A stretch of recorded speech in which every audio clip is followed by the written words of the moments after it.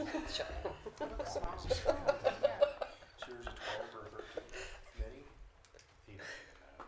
Did your wife get it for you? Or one of your kids?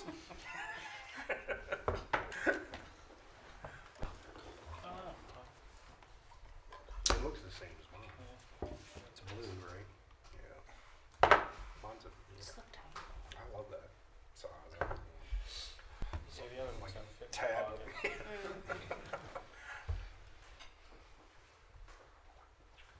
Shane's phone must be that big. But he keeps it on his hip.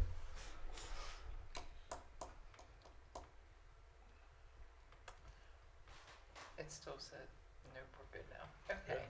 All right. Call the meeting to order this, the Mayor and Council work session, Thursday, November 9th, here at 4 o'clock in the afternoon.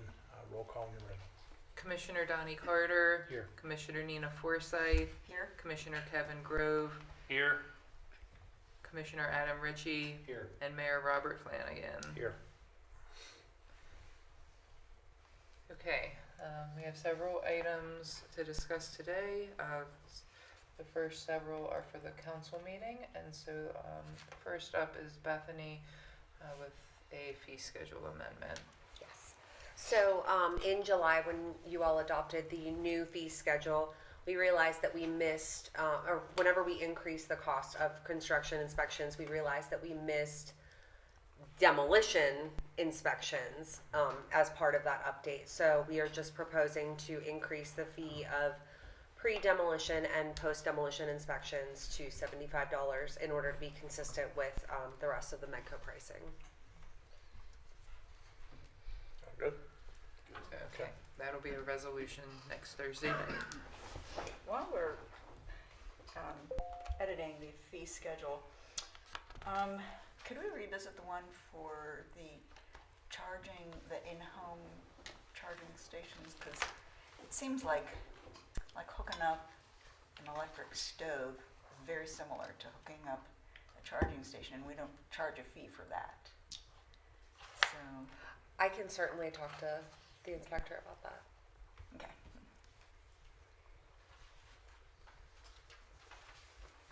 Are you saying like in a lot of instances you don't think the homeowner would even call for an inspection? Right, yeah. Because it's just something you plug into the wall? Yeah, you just, they do recommend that you get an electrician to do it for you because it's a 220 line and not your Okay. usual 120, so. But often, we don't, they're often in a garage, we don't even know that people are doing it. So some people might be charged and it's like, well, my neighbor didn't get charged. So my understanding of the fee schedule amendments that we did last month was the in-home charging station would only be inspected as part of a larger solar installation project. If you already had the solar Then you add. and then you add the charging station, that probably, like you said, wouldn't be something that we would catch.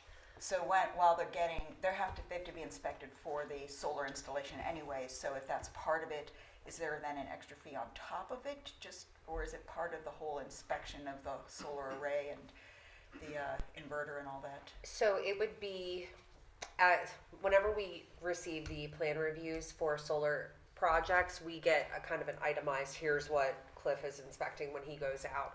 And if a charging station is indicated on the plans from the solar installer, then he would charge for that charging station inspection.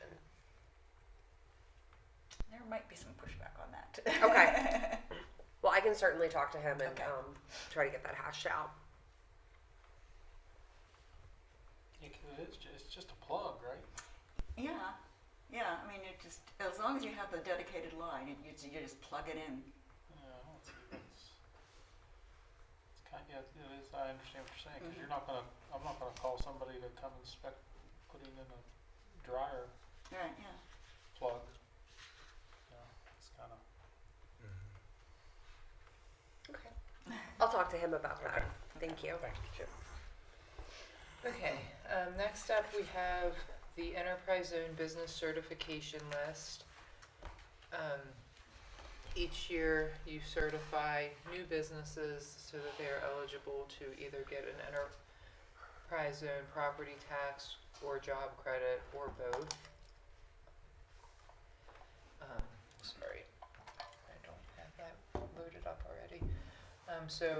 Jamie took care of compiling the new list of businesses to certify.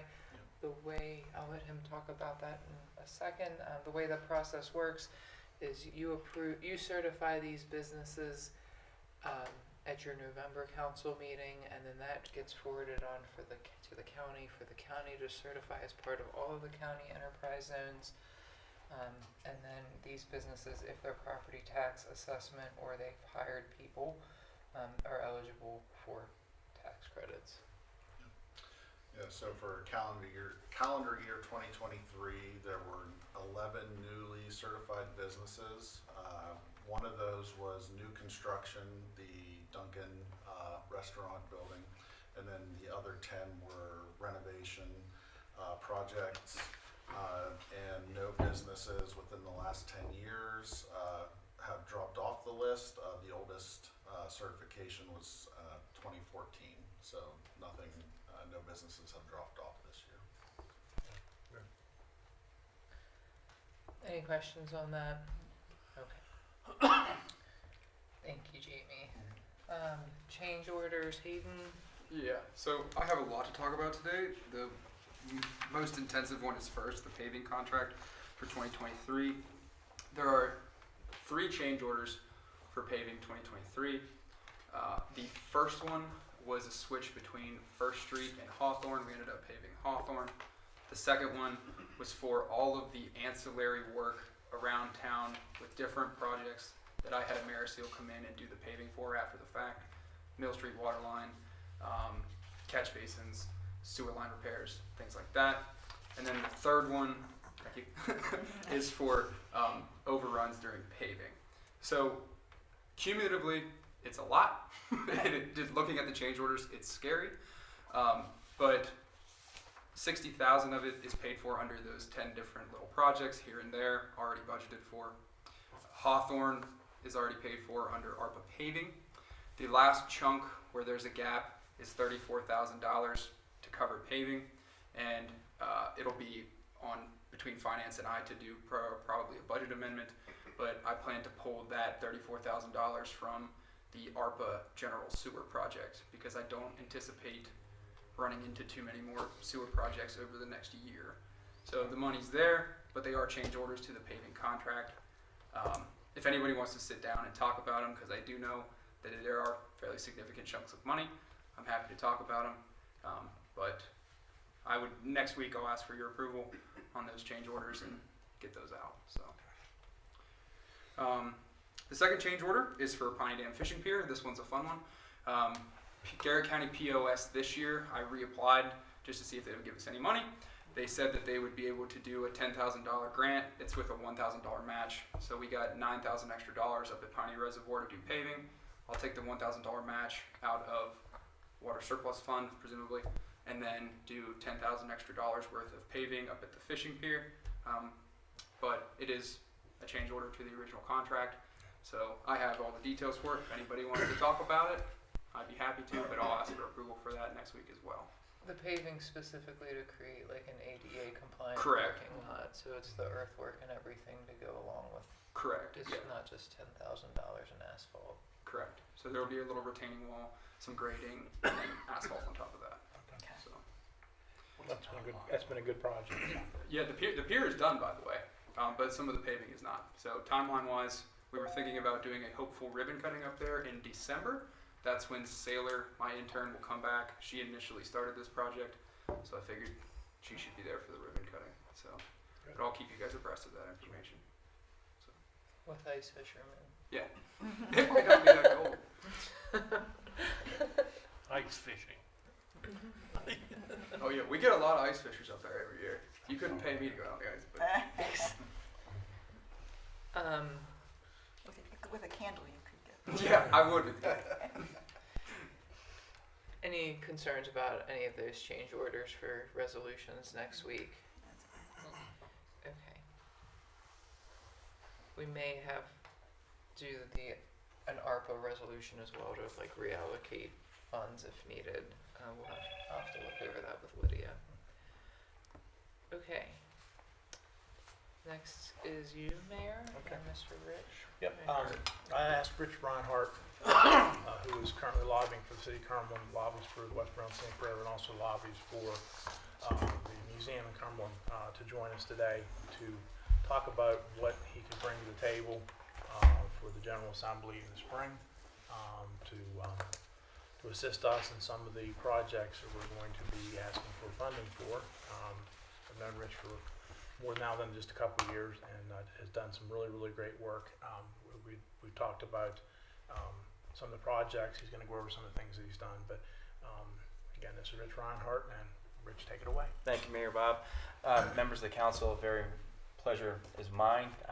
Again, my name is Richard Reinhardt, and I am a partner with Percy Public Affairs. We are a lobby firm essentially located in National Harbor in Prince George's County, but my main area on the day-to-day business is right in Annapolis. So I'm at the heart of the capital every day.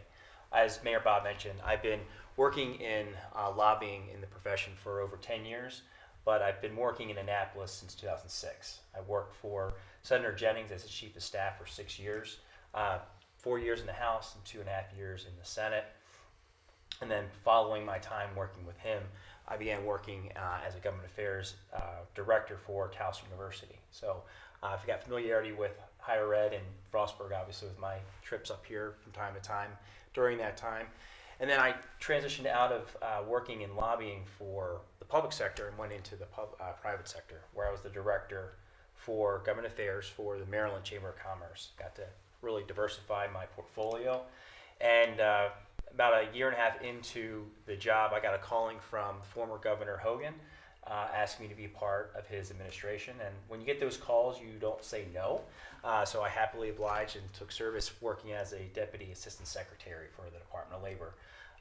Enjoyed every moment getting to work with the governor and his administration, but I had this calling to come back to working in lobbying and working particularly in contract lobbying. And that's how I met Mayor Bob. I began working as my portfolio with Alexander and Cleaver, a firm in Annapolis and Prince George's County. And so my first clients were the Allegheny Museum and with Western Maryland Scenic Railroad. And to this day, I still represent both of them. We've done some remarkable work for the nonprofits in the last 5 years. I don't have to get into that because you've certainly seen the successes and the turnaround that both those organizations have had in the last few years through their efforts and the collective efforts of both Cumberland and Frostburg. And then I began to expand my footprint out here even further. I had the pleasure and honor to be working with the city of Cumberland as a client last year and still working with them now.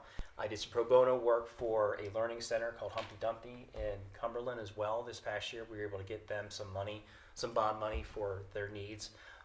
And that's why I'm here today, to talk to all of you, to extend that representation that I've had and success representing parts of Cumberland and Western Maryland and bring it to Frostburg.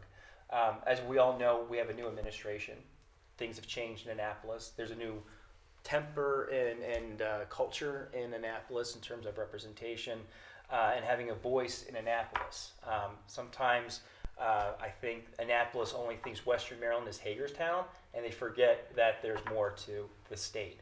And while we had some great success in having a voice in the governor's mansion for 8 years with Governor Hogan, we want to maintain that is going to be echoed again in the next term, obviously, or this term with Governor Moore and his administration. We also want to make sure that they see the value in these small Western Maryland towns and the value that they bring back to the state.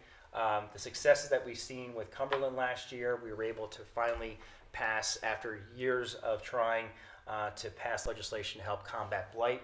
In one session, we were able to finally see those bills pass through the collaboration with Hagerstown, Frostburg, and Cumberland. We were able to see that success. We were also able to see success in bringing money back to Cumberland for capital needs for their nonprofits. We've been able to further cultivate the relationships with MML, the Maryland Municipal League, through the leadership of Mayor Bob and Mayor Ray as two examples. We also have done a great job of cultivating the relationships with Western Maryland and my clients with the new administration. We've really made a footprint of showing that to Governor Moore and to the administration that there is a lot of great things that you can't take it for granted out here, and we should be investing in those areas out here. So the voice and extension of you all through our services is a profound voice that you have in Annapolis. You have a seat at the table. You're getting direct connections on what is happening at all times in Annapolis, and providing not only the connections but also the representation that should the city of Frostburg need priorities that legislatively need to be done, whether through enactment of a bill or regulatory change in Comar, or if there's need for money, whether it be operational or capital money, having a voice in Annapolis through a representative lobbyist is really a value add. And I don't want to speak for Cumberland, but I think they've certainly seen the value add. The museum and the railroad and the learning center have also seen that. And again, I would like to further that opportunity here with Frostburg. On a personal note, I have a strong sentimental feeling of Western Maryland. My dad, 40 years ago, was an attorney who represented folks at Kelly's Tire for numerous years. Growing up, he would be out in Cumberland for days on end working on cases, and full circle now, 40 years later, here I am, working and representing folks out here again in a different type of capacity. So it would be an honor and privilege to work with all of you here and learn from you on what your needs are with the city and what you need from us in Annapolis. We've got great relationships with our federal delegations and with Congressman Trone. And my history and background working in higher ed, certainly the familiarity of Frostburg and knowing the relationships there, if we ever needed that additional support and voice in those types of conversations, you can lean towards me to be that person to help out. I've talked to Mayor Bob several times. The legislative session starts in January and it goes for 90 days till April. What we would like to propose is, this is a first date, is what I call new prospective clients. So you don't know who I am, and so there's an opportunity here where if we were to engage with Frostburg, this would be a session contract. So we would begin officially once the contract would be established and executed. We would come in starting December 1st, doing pro bono work for the first month of December to find and work together on what your priorities are for next year in Annapolis. And then for the 90-day session, we would provide the services that you want us to engage. That includes a variety of services that are included in my proposal. We provide one-on-one communication every week to all of you. We let you know what is happening in Annapolis, what hearings are coming up that are going to be impactful for the city, what bills are going to be impactful that are going to be detrimental to the city, and whether or not we need Mayor Bob to be in Annapolis meeting with those legislators to either pass that legislation or maybe change the legislation or hold the legislation back due to its implications. Certainly we also want to grow the relationship with the city of Frostburg in Annapolis. Mayor Bob's done a fantastic job already, but we want to augment that, particularly with the new changes in Annapolis. We also want to make sure that if there are opportunities where, from a priority standpoint, legislatively speaking, that you want to see happen for the city of Frostburg, we would be working closely with our delegation members and the chairs to make sure that we could help enact that legislation, similar to what we did with Cumberland last year. And then last but not least, we also just want to ensure that moving forward, there is an established footprint of Frostburg in Annapolis. So whether my services end after that 90-day session, we want to accomplish the opportunity where in that time frame we've been able to put Frostburg in a firm footing with the new administration so that they come back and they actually recognize the truly gem and value of what Western Maryland brings and what Frostburg delivers for the state. I'm happy to answer any questions about my background beyond my little 5-minute pitch there. If you have any questions about some of the legislation I've worked on or some of the capital projects and requests that I've been able to provide back to my clients, I'm happy to answer any of those questions. Do you mainly lobby the administration or the legislature? That's a great question. We do both. So my lobbying services are centered around state level. So I work directly and lobby the executive branch and the state legislature. Because I'm wondering, we do have a relationship with the delegations, so. Yes. That's part of the legislative branch. Yeah, So yes. but, I mean, that seems to be kind of unnecessary unless you feel like we don't get enough communication with the delegation. We need I an don't think it's just- in-betweener. I don't think just the delegation, I'm not, It's the executive that really, it's executive, but also the fact that he will wrap other legislative people into, besides our Okay. delegation. Right. Yes. That's probably a right. good thing, right? And I know, even listening to Mike last night when he was speaking at our function, that he sometimes needs help, and that's where Rich comes in. So you keep reminding people that this is what we need to have done throughout the session, so that we get a better, we get our voices heard a lot more. Yeah, we consider ourselves an extension for what the value that your delegation brings. Obviously, Senator McKay, Delegate Buckle, as the chairs of the Allegheny delegation, they do a phenomenal job. But to Mayor Bob's point, they can only see so many of their colleagues on a given day to talk about any given situation. They also have, committee hearings. They have their own bills. So for us, we center around assisting them and supplementing what they're working on. We take it to the next level where we are constantly working closely with them, but the other 180 some odd legislators on your behalf. So while it may be a bill, let's say hypothetically, where we get the support from our delegation, that bill may be in, let's say, a Senate Finance Committee or a Judiciary Committee, where Mike and Jason are not committee members of. We are the ones that are working closely with those committee members, committee staff, and leadership in, I guess, collaboration with Mike and Jason to help further our needs to make sure that those bills move forward. And perfect example of that was last year with the city of Cumberland, with the blight bills, as I mentioned before.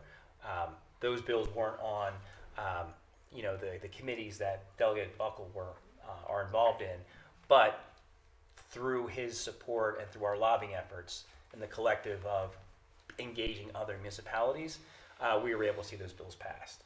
So there is beyond just the reach of the delegation that we talk with and lobby every day on. It's a great question, though. And then also like the individual departments in the executive, like the Department of Labor, Department of Transportation, and all that. Absolutely. So we have relationships that we work directly with the directors of government relations. In the short period of time of 11 months with the administration, we've seen some of our old colleagues, in positions working in the secretary's offices or become, assistant secretaries. So beyond just the government affairs division of those individual agencies, we have relationships beyond that into the actual secretary's offices to actually schedule either meetings directly or to have an open line of communication between us and our clients. Give them flowers and chocolates. I would have to report that. That's a great question, though. Kevin, you have any questions? Good. What's the name of your firm? It's called Percy Public Affairs. My colleague is Davion Percy. Davion and I began working together 5 years ago at Alexander and Cleaver. When COVID hit all of us, the retiring partners at Alexander and Cleaver decided to close down the government affairs shop. Davion decided that he wanted to open his own shop. Through his portfolio clients and my portfolio clients, we merged our portfolios together, and we have a great dynamic. Like I said, he's centered more in the capital region, Prince George's County, Montgomery County, and D.C., where I handle the majority of almost everywhere else in the state. His portfolio is mainly trade associations, and he's also the vice president of Luminous Health, which is the Prince George's County Community Hospital. So we have a really diverse group of clients. We represent folks in the nonprofit to municipalities, to trade associations, to energy and cybersecurity. So we have a nice hybrid of private and public.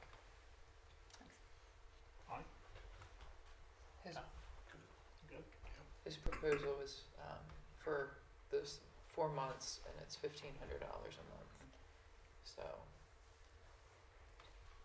And you're happy to, if you need references, happy to, share them with any of my other colleagues on what, is a reasonable fee.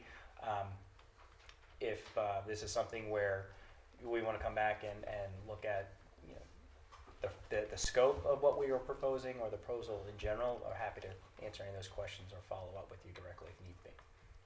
Thanks. You're How welcome. many municipalities have lobbyists in Oh my gosh. office?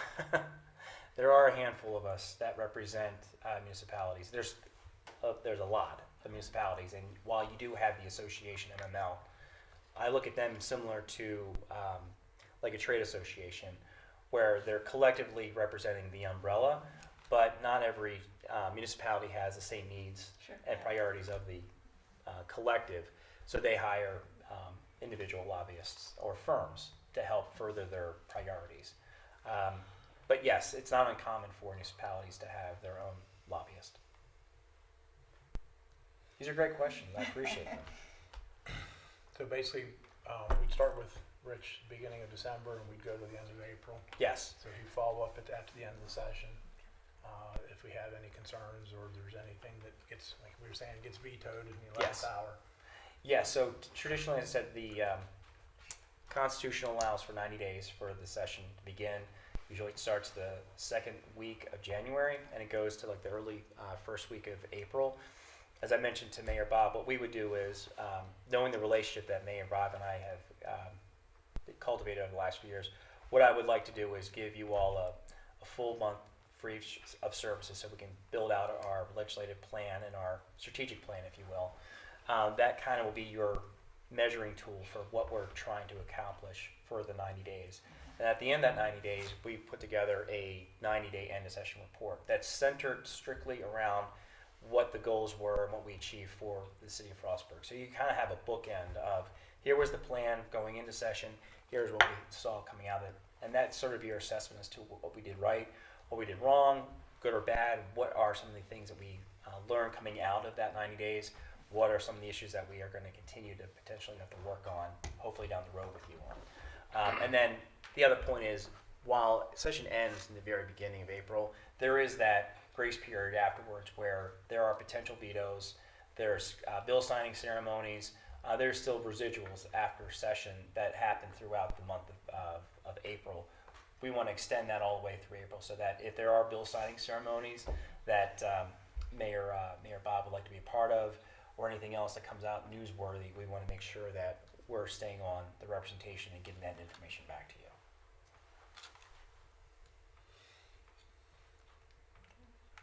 Any staff have any questions?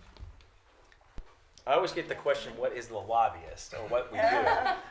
So I haven't heard that one yet, so I think you all appreciate that for not having I have that. lobbyists, so Yes. just as an individual. No, that's great, so you know exactly what we do. But yeah, I'm happy to work directly with Mayor Bob, Elizabeth, or any of you directly if you have any questions about the proposal itself or any of the work that we've done in the 5-year span working in Western Maryland. I'm happy to answer any of those questions. Liz did share some stuff. Rich has been here since about 2 o'clock, and she did share some things with him that are in our bailiwick, things that we'd like him to work on to maybe. A list of priorities. Yes. Yeah, just a starter list, but yeah, so I think would be very valuable. Again, to make sure that our new governor knows we're here, and Rich is very good about bringing folks together, and that's where he's very successful. So we want to be off on a good foot, and I know he's capable of doing those things and more. So, You better know we're here. After all, we're supplying water to Coney, and his best friend is in yeah. Coney. that's a discussion too. Okay, well, if there's no questions, that'll be a resolution to approve a contract next Thursday night. Okay. All right. But you're welcome to stay, welcome to go, do whatever you want to do. As I mentioned to Mayor Bob, if you don't mind, I actually, I've only been to the campus. I love to tour Main Street yeah. and walk around a little bit and probably buy something for the wife and the kids, you know, because I can't come back empty-handed. So, appreciate your time and look forward to working with you. Thanks. Thank you. Thank you. Appreciate it very much. Okay. Thank you very much. Over there, I get stretched. Thank you very much. Take care. I'll be talking to you, okay? Sounds good. All right, thank you. Rick. Thanks, Rich. You're welcome. My hours are not that long. Enjoy the fall Yeah, weather. I'm looking forward outside. Is it cold out now? It's getting a little windy. Yeah, Okay. Yeah. like when that Keep it sun warm came for out, Thank it you was so nice. Okay, so also at council meeting, there will be a proclamation for Maryland Municipal Government Works Month. That's something that's important that you do, but it's also a requirement for the Banner City designation with MML. There's been the letter to the editor submitted, and once that's in the paper, I'll share it on our Facebook page as well. So thank you for that. Now, how many minutes, Hayden? I'm gonna go quick. So these are all just discussion items, mostly stuff that I want you to all be aware of before it happens so that you're not surprised. So the first and foremost, most important one is the smoke testing follow-up letters. We are done smoke testing. We have everything together. We have our maps, etc. Part of the contract was for RK&K to put together letters to each individual homeowner and business that says, person at this address, you have these illegal connections. This is your notification. The question I wanted to propose to you is, what do we want to do about enforcement? Do we want to say, you have illegal connections, you have X amount of days to correct them, if not, you are subject to a fine? Do we want to say, these are your illegal connections, just making you aware of it, that's it. These are your illegal connections, and you have 30 days. Potentially the city could assist you with it if you don't have the means to do it yourself. So I just kind of need to know how we want to go about that. When are the letters going out? As soon as I give them what we want to say. The only problem with giving just like a real short period of time right now is you never know what the weather's going to be. Yeah. And And, you and, also- and again, if you need, if it's something serious, you're gonna need to find a contractor, and that's gonna be, Yeah. We're gonna follow up to make sure it's done. It would just be inspections, so Okay. yeah, which would be on Public Works, but Well, I mean, maybe we do like a 6-month type thing right now, you know, it's yeah, and we could even say, putting it out now. you know, starting the break of the weather April 1st. After April 1st, you have X amount of days. I guess the Yeah. important thing is do you want to find people? Well, Or let do me you- find the, we have to, it Can has we to be find- based on the city Yeah, code, so yeah. let me find the, Because, you know, these are all things that contribute to our sewer bill and stuff that MDE does not want us to have. So it's, but if you want to work on that, I can keep going on to the Do next you know stuff. how other municipalities have? It's kind of a mixed bag. Some people say, hey, here's your illegal connection. It's in your best interest to get rid of it. And they leave it at that. Some do hand out fines. It's all kind of All over the board. I think, I need to find the code reference.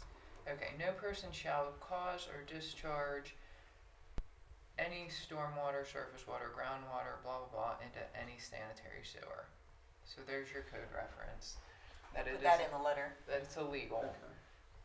And my strong opinion is we spent a lot of money doing the smoke testing, and there's no point in having done it if you're not going to enforce it. Right. And it looks good in the eyes of the Maybe state. just say in the letter, you know, we will start inspections At May X. 1st. Okay. Yeah, we're giving you till then to do it. We're gonna start Yeah. inspecting and. And I think And then we have to set the fine. the fine will be in here. That's back under police, I believe. I guess one thing to anticipate too, I do see it getting a little muddy. Person, Mrs. Jones on First Street, 92-year-old widow. I don't have the money to afford this work. What do I do? So that is going to come up too, I see, inevitably. And then if you cut her break, the neighbor who is 35 and has 2 incomes also wants to be cut a break. So that I just want to be transparent with everything before we get caught. Sure. Why don't we take, as a suggestion, take a small amount of ARPA money to buy splash blocks and pipe, whatever you might need to get something out of the sewer, and say we have limited grant opportunities available for assistance and consults, but it's first come, first serve. I like that idea. A large portion of it though too should get knocked out when we do the CSO 10A, 10B, and 10C by Is Mountain Ridge. Is that Maybe where that's- most of the smoke testing has turned up illegal connections? No, it's all over town. But that there, they have never had an opportunity to separate. And when we come through for the CSO projects, we tell people, here are splash blocks if you would like them. now is your opportunity to have the assistance of the city. So that could be a large chunk of it too, to where maybe there's less burden, but maybe we include that in some of the letters as well as during a CSO project, here's your opportunity. But I think that's a good idea too, to have a certain amount of splash boxes. What's the percentage?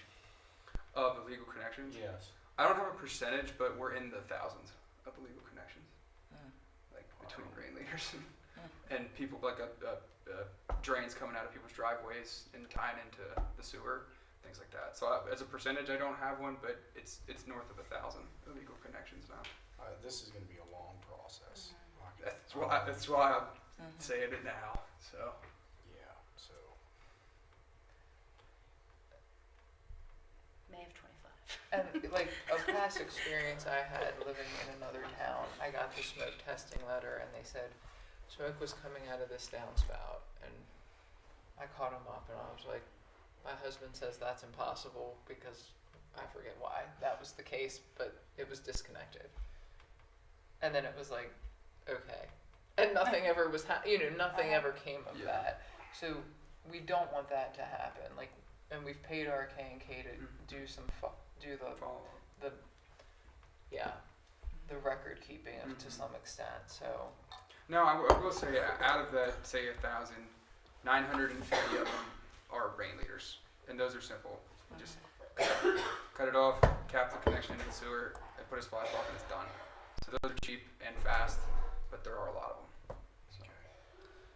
So it might not be as arduous as. We hope. Those 50 are gonna be. Yeah. how about you work with our K&K and me, draft the letter, email it to the mayor and council. If they have any heartburn about anything, they can let us know. Otherwise, then we can just proceed. Okay. So, And I will give everyone a way advance notice before the letters go out, because I am sure you guys will get questions and calls with them. So Okay. I'll keep you abreast of that. Okay, second one. So fan press additional drying bed work at the water treatment plant. Right now at our water treatment plant, to treat water, we have to be able to dry the residual, which is the stuff we pull out of the water. Our plant has always been good to go. We've never had an issue with it. We've always had space and the equipment to treat all the water we needed. However, with the addition of Coney and Midland on our system, our drying beds to do that are starting to get inundated, and we are running out of space. There's two solutions. We can spend a pile of money, probably about $400,000, on what's called a fan press update, which makes it more efficient to dry our residuals, cuts down on the space we need. Or what I would like to do now is kind of a stopgap measure to get us through the winter, which is, we've already cleared it with the county, is to take some of that residual and instead of drying it and using up drying bed space, put it directly to the sewer. We've already talked to the county about it. They're okay with it as long as we test it, which we do every day anyways.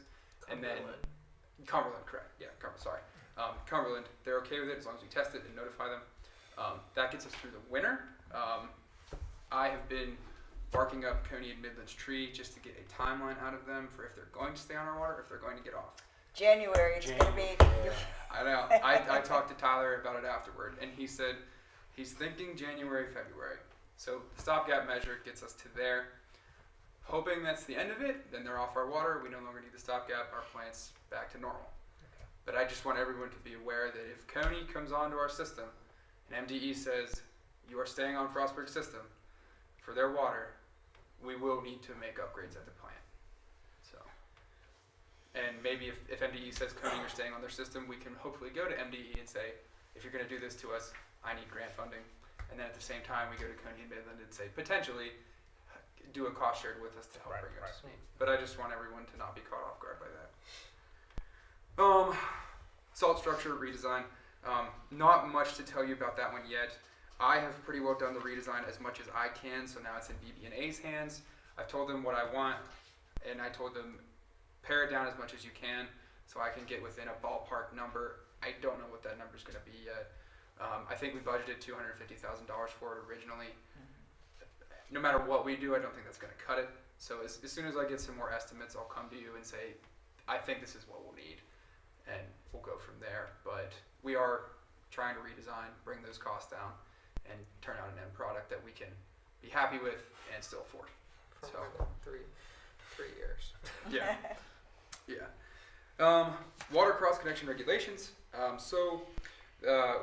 What that is that there's a company called HydroCorp who is working with Maryland Rural Water Association to partner with municipalities like us to put together basically sort of like a long-term control plan for cross connections in water systems. What a cross connection is it is whenever your drinking water supply can go from one location to the next backwards.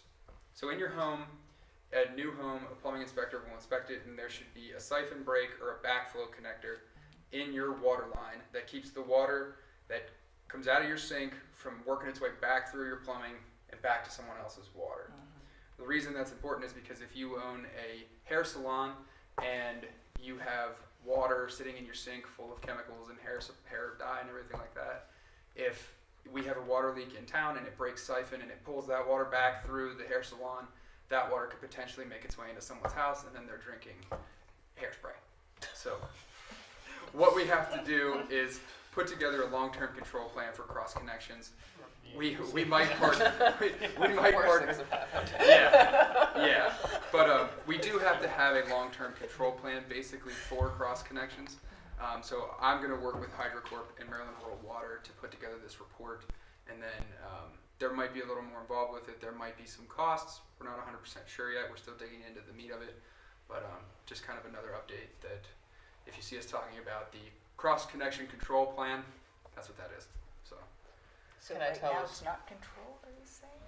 It is, and all plumbing after 1980 it should be up to date on it anyways. But as old of a town as we are, it's worthwhile to just come in and say, hey, you're an older building, let's work on getting you updated. You're an older home, let's work on bringing you up to spec, things like that. So One time my mom was sick and woke up and was going to spray chloroseptic in her mouth, and she sprayed hairspray in her mouth instead. She's still with us. Did it make that happen? I guess maybe the scarier ones are like the mechanics garages where you have a hose sitting in the middle of a pile of oil and it breaks siphon and then works its way back through. So Right. stuff like that is what the report's for. But I'm just, as you were talking, I'm just trying to think, under normal conditions, it shouldn't happen. Should never happen. Right. But right. it's that one odd situation where you get WD-40 in the line and someone's drinking it. So Well, then it won't squeak. yeah. Help the joints. Yeah, better to be prepared than not prepared. So, and then finally, I don't have any numbers for it yet. I'm putting together estimates, but I just wanted to gauge the room. Center Street, we are done with our CSO project there, our laydown yard, so we're pulling out. Braddock Construction is on the hook for a majority of the laydown yard restoration. However, there is a lot of stuff in there that is not a part of their laydown yard that I just think it would be worthwhile to throw a little bit of money at to clean it up, cut down some of the scrub brush, some of the dead trees, with trees that are dying, and just clean it up because it might be a vacant lot for 10 years. So it's worthwhile to. One or two. So I wanted to propose an ARPA project to pull from one of our other projects that might not need the funding, $10,000, $20,000, to clean it up a little bit, and then also in that pay Potomac Edison to underground those utility lines, so that it's more inviting to a potential developer. So once I have an estimate on what that project, what I think it'll cost, I'll come to you for an ARPA proposal and amendment and say, can I have 20 grand to clean up this lot and make it look like a park or something? Okay. So, cool. Good idea. Yeah. Good idea. That's all I have. Thanks, Hayden. Thank you. Tried to get it through quick. So. You did good. The next one is in regards to personal property taxes on manufacturing. The city this year budgeted about $12,000 for personal property tax revenue. And then we had Sierra Hygiene expand by 60,000 square feet, and put millions of dollars of equipment into the building, and their personal property assessment was, their bill was over $90,000 for this year. They paid it. However, they're not happy about it. This list here is a list of what the exemptions for personal property tax are. In counties in Maryland, it is generally 100% exempted. And in pretty much every municipality that might have a manufacturer, it is 100% exempted.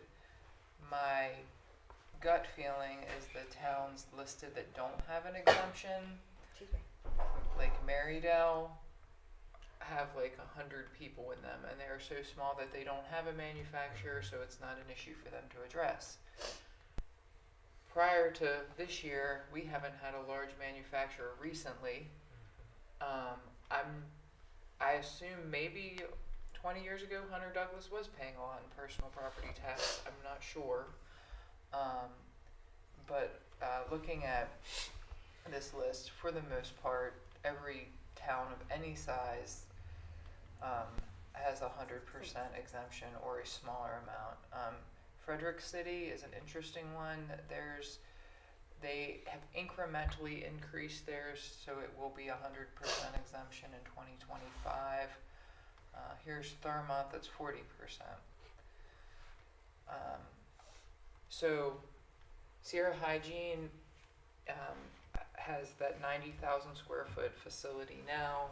They pay property tax on a much larger assessment. I think their property tax bill was around 36,000. I don't recall the real estate bill. But they also operate a warehouse in the Mexico Farms Industrial Park, and they also have places all over the country with their parent company. So they were considering expansion of the Frostburg facility, but they understandably have a bad taste in their mouth over this personal property tax bill. So, in speaking with Jeff Barclay at the county, I'm coming to you to ask you to consider a exemption of some form, whether it's 75%, 90%, or 100% on manufacturing machinery specifically. There's state law, 2 sections that pertain to this. So state law states that except as provided, blah, blah, blah, if used in manufacturing, the personal property is not subject to property tax. Tools, implements, machinery, manufacturing. So it doesn't pay state personal property tax, and then it goes on to say it's not subject to county property tax unless you're in one of these counties. And then going back to this other section, it would be an ordinance of the mayor and city council to determine what their exemption would be, and as long as that ordinance is adopted and in effect before May 1, it would go into effect for the next fiscal year.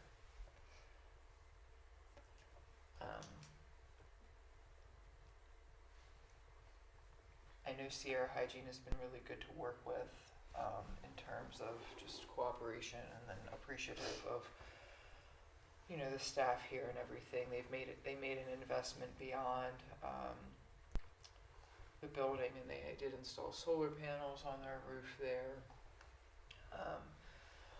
Our code requirements required their machinery to be UL inspected. That was a significant expense. They worked with the county to comply with that requirement. So they have been a good partner, and I think if an exemption isn't created, it is going to deter their expansion and other manufacturers coming. We have Klim that is working on their designing, and they will have equipment that is likely classified as manufacturing equipment as well, potentially. So I see these different categories, commercial inventory, manufacturing inventory, and manufacturing machinery, but there's other property tax that they do pay? They pay property tax, yes. This Yeah, is their but just not personal on- property tax. Okay. And we don't really see personal property tax assessments, like what they file, but it's, you could probably talk about it, Donnie, like it's the value of stuff you own and then the depreciation schedule you use and everything, so. And I'll clarify, like, in the city's budget, personal property tax shows up in two different line items. There's one that says personal property tax, and there's one that says corporation tax. And it's based on the type of entity. So you have incorporated entities and unincorporated entities. So the unincorporated entities, their personal property certifications and taxes show up in the personal property line. For all those that are incorporated, theirs is in the corporation line. What was our budget number for corporation So for tax? corporations, our budget this year was $140,000. We are already at $185,000, so 45 over budget, mainly because of that one substantial increase over the prior year. Businesses have to file a personal property tax return each calendar year. And then as those returns get filed, the Department of Assessment sends us certified assessments every 2 weeks. Wow. Every other Thursday, I get a list of assessments because not everyone files their returns exactly as timing would indicate. If they fail to file a return, then the Department of Assessments just takes last year's assessment and doubles it. And then they have to file a return to get it corrected. But that's the process, so we don't know what's happening until we get that report every other week that shows what date the assessment was certified by the Department of Assessments, and then we create a billing based on that. Right now, the billing rate is $1.50 for every $100 of assessment. So BSI, for example, has been paying this personal property tax. Yes, but BSI's manufacturing equipment is akin to what my dad's workshop looks like. You know, everything that they make is specialized, and they're just using soldering irons and little dinky things, and it's very specific. It's not. I don't think they would appreciate that. I mean, Description. it's very individualized, Yeah. and it's a More workshop. But not dinky, don't call it dinky. Okay, sorry. And as the Sophisticated, but- value of these, as the longer they hold these assets, they're depreciated, so the value goes down, so their tax goes down as the equipment ages. Right, yeah. It And there's depreciates that. categories of assets that are reported.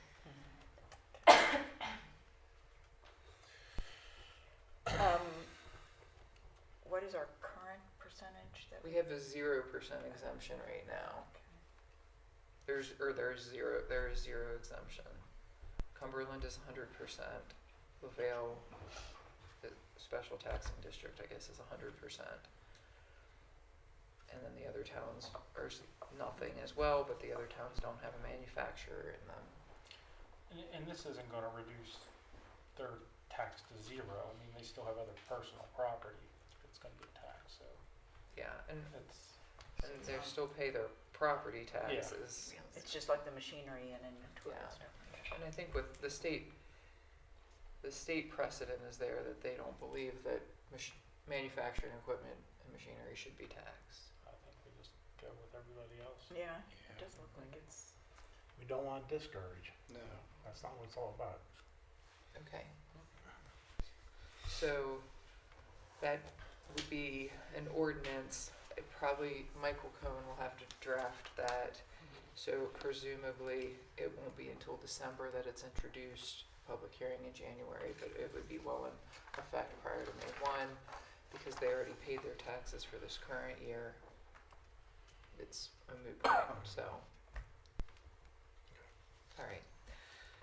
Very good, thank you.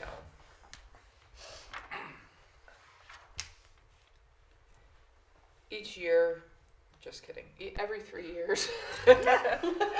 Just kidding. Not every year. Just kidding. In the mid-2000s, the county and the city were in a dispute over water rates and what water rates the city charged the county. That resulted in a long drawn-out legal battle, which resulted in a Public Service Commission determination on how the city shall determine the county water rates. It is our understanding that the shall is in place so long as the city and county are in agreement. So we could deviate from that if the city and county were to agree to something else. Per that Public Service Commission decision, once every 3 years, Elaine is to do a convoluted spreadsheet of all these numbers, expenses, accounts, to determine what the new county water rate should be, and that's the water rate. It's a hassle. However, so that being said, this year with the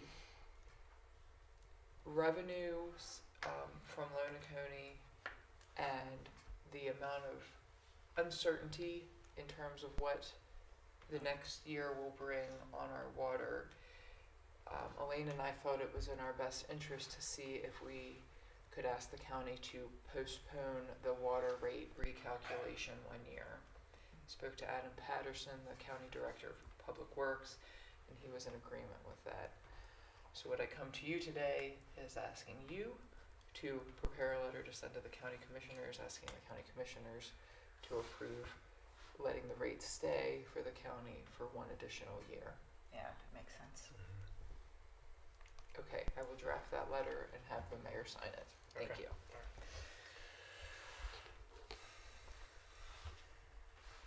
Okay. I need to Almost there, talk almost as there. fast as Hayden. Okay. It's a talent.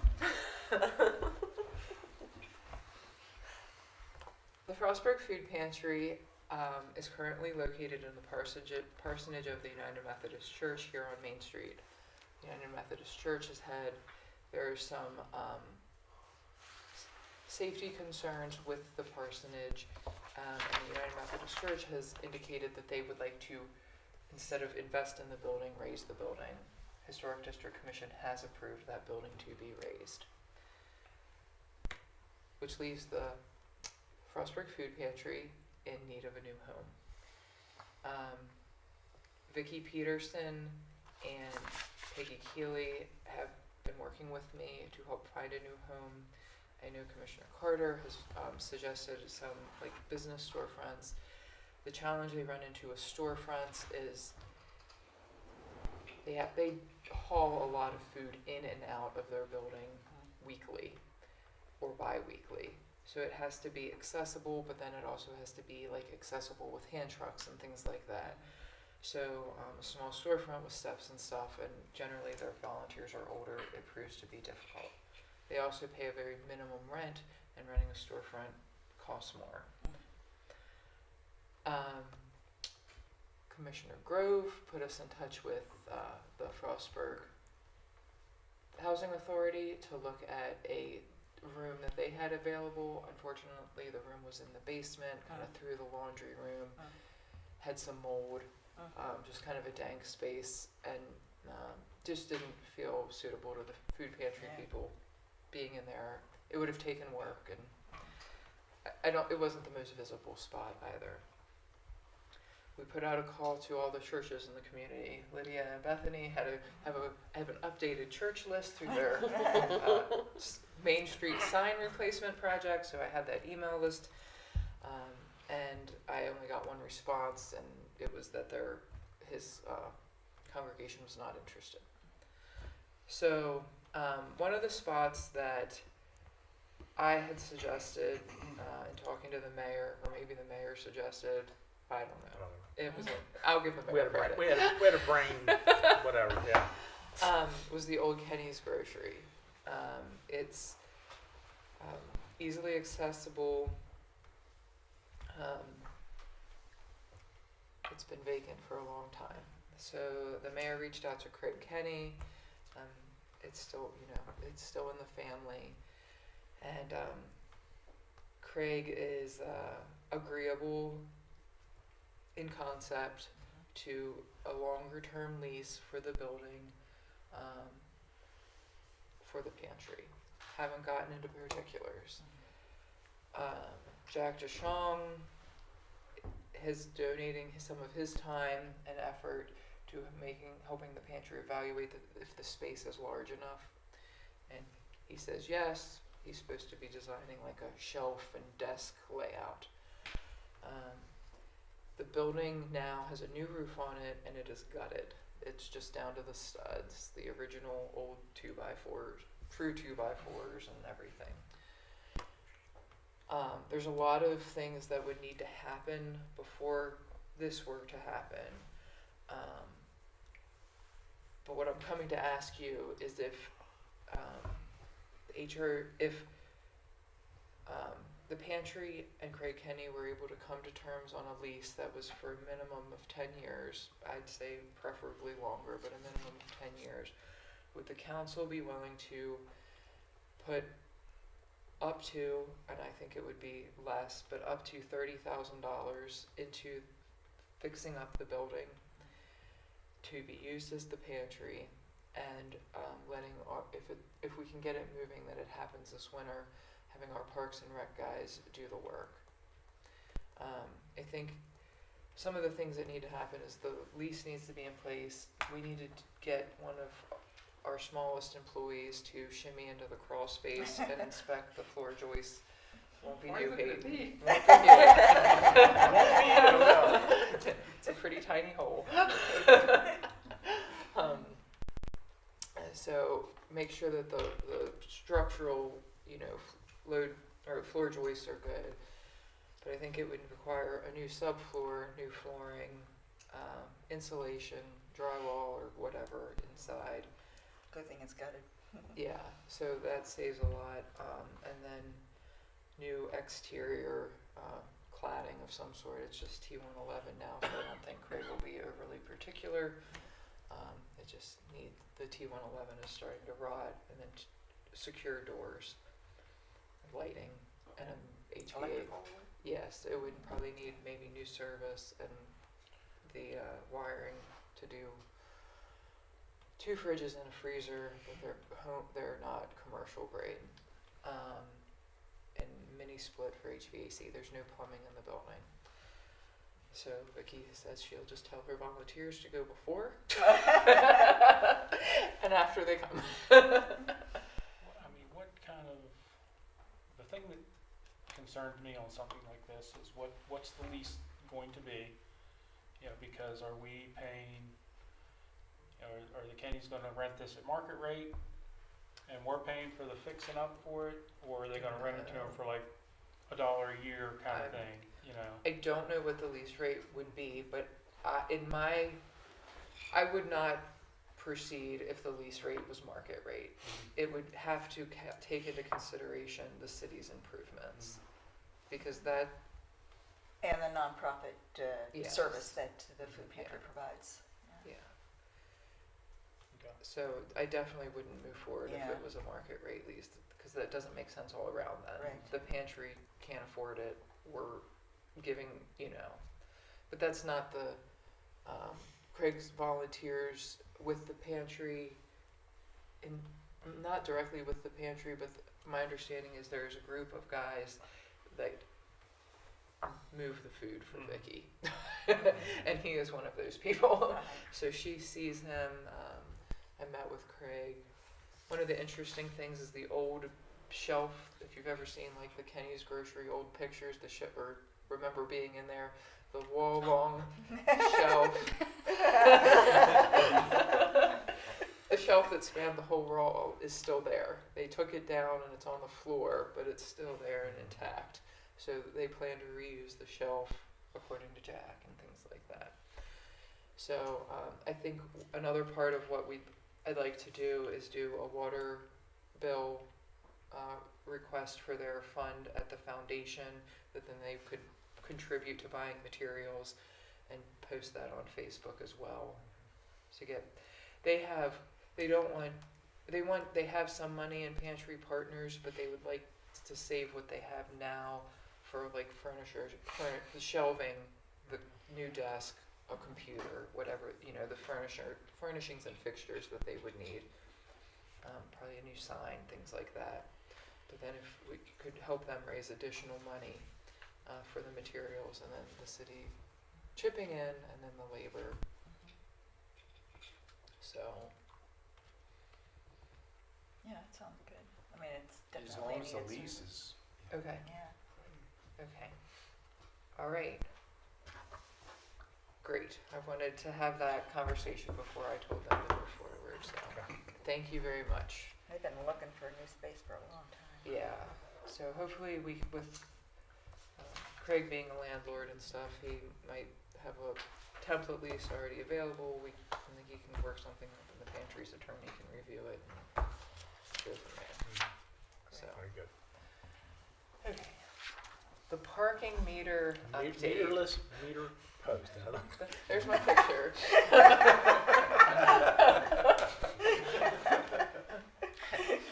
Shane took that Looks for kind me. of sad.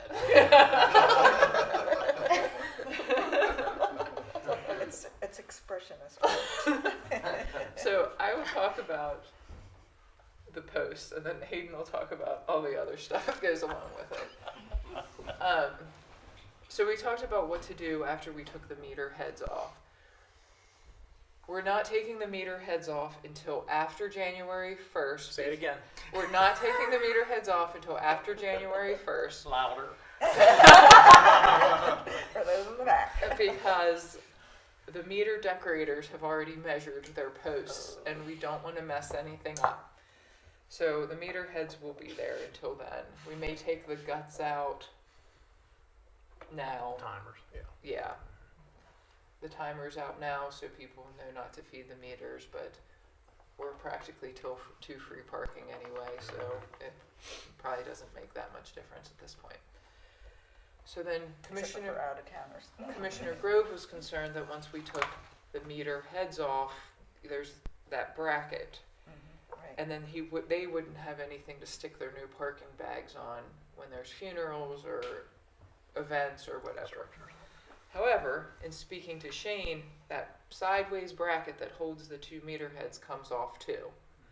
So if it's okay with everyone, we'll take it all off, Yeah. and then we can just buy a 97-cent pipe cap at Lowe's or wherever, and just put on the pipe. Keeps the bees out, keeps the water out, paint it black, and it would just look like that. But the flagpole holders would be on it, and the bags could go on that. Paint striping around it. The flagpole holders that the career center's making, They're already on. They're done. Yeah. I'm just worried about once we actually get more flags on, if they're gonna be pretty low. No, the flagpole holders are where they've always been. Okay. Because you you don't like the way this looks. Well, I'm just wondering how we are going to hold the bag onto a simple round pole. You're gonna buy a little fabric So bag this with a little, you I can was- cinch. Exactly, I was thinking like a Crown Royal bag, Yeah, yeah. but not. Frostburg blue. Because aren't the church, I feel like the church, when the church puts out their No, funeral we put bags, those out.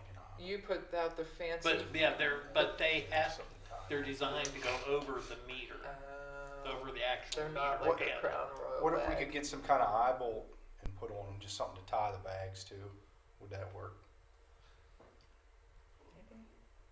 I don't know, you need something to fill the void that's in that bag.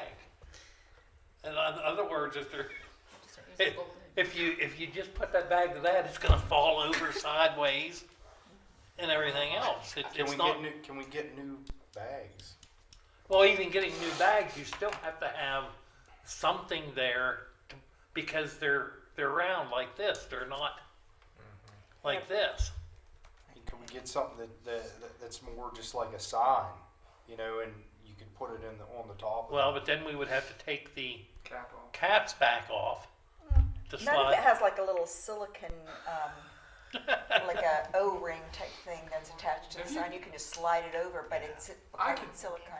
I can go to the churches and the church and ask them for their parking reserve thing, and then try and figure something else out.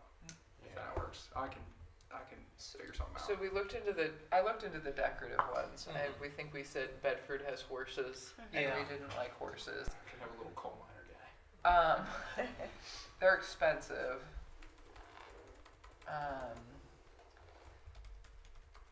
I can't find what I Googled before, but there's not many options other than a horse, Really?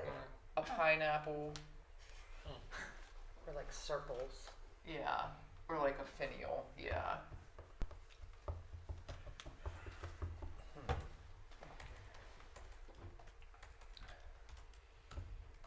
I don't know that. I mean, would drawstring bags work? Yeah, Just have them printed upside down? I'm just, I would think, yeah. I don't know. I'm not an engineer, Hayden. You just give me one of the bags, I can look at it and figure something out.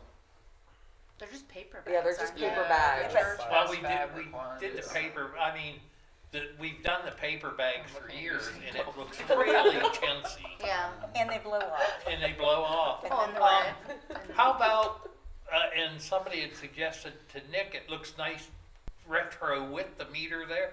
Why don't we leave the meters on there and put a stamp that says free 2-hour parking on each Oh, there you meter? go. I You- could, you know, I know we talked about that, Kevin. Yeah. I feel like it looks a little ticky-tacky.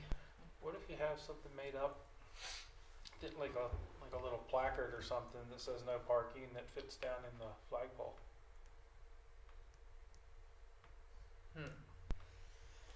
I see. Ah, Because they could use the flagpole brackets to put a, it's a square bag, Yeah, but I wonder what's under, if it's, just a post. you're sure? I don't But- know. it looks like there's, That would be, that like would there's be, like a, and we had those Like at one there's like time. grommets that Oh, grommets, cinch it okay. around the I really did not expect this to be the most difficult decision of the day. Yeah, trying to fuck the $58,000 change order. It's $129. So this would be tougher, yeah. almost a almost a solid bag. That would work, yeah. Yeah, at one time we had really nice meter bags here. They were blue. Right. When I started, that you didn't use paper bags. You used these very nice High bags. quality and long-lasting fabric. Well, can we? Sturdy and trendy.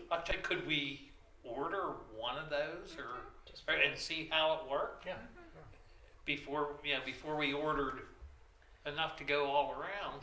Yeah, we have until January Yeah, 1st to make yeah. a decision. And see how that would look. Okay. I'll order one on Monday.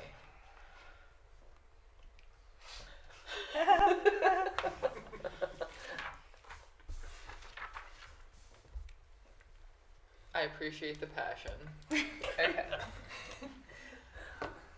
Hayden, you want to talk about the parking signage and all the other, Yeah. the good stuff? So speaking of state highway, about all this meter stuff, we're gonna do away with the meters, but we still want to have something to say. Can't park here all day. State highway said we are pretty well free to do as we please with our own signage as long as we get them a plan ahead of time. So I figured from 7-Eleven up to the post office is where we're concerned with for the most part. So I just wanted to know where we want 2-hour parking, 15-minute parking, 30-minute unload, or 15-minute drop off, pickup. And then I can put together a plan for state highway and say, this is where we're gonna put these signs, is this okay with you? Go from there. So if you guys wanna start to think about, what areas of town are important to have 15-minute, 2-hour. I think we ought to talk to some of the business owners, because I know I would love to have a couple 15-minute spots in front of mine. Okay, we can start putting that together. And then the other thing, really positive one, State Highway said they're definitely open to us delineating specific parking spots if we want it with paint, and they even said that they would come in and paint it.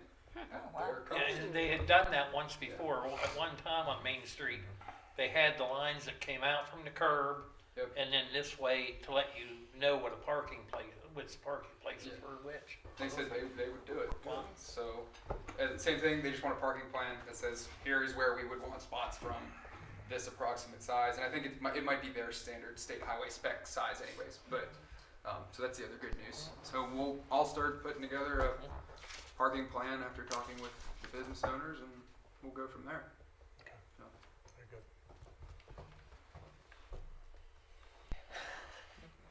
Okay, next, the Chamber of Commerce is sponsoring a Civic Bee in Allegheny County. It is to engage middle schoolers in the subject of civics through an essay competition. And they are looking for government leaders like yourself to support the Allegheny County Civics Bee event by writing a promotional blog, posting a short video, or serving as an event judge or speaker.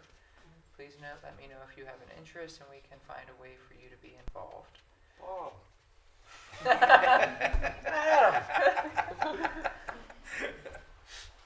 The event will most likely be held in April to judge. Check my calendar for April.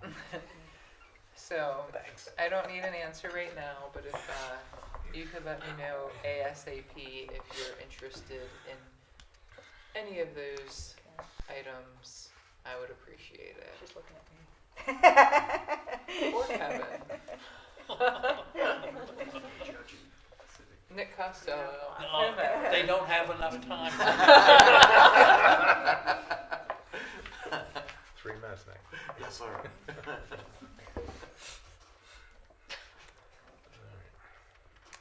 The brochure is on the agenda as well. It kind of seems like a big deal. Win $500 for your essay, and then you can advance. So To the state. we had fun with the If I Were Mayor contest. Yeah.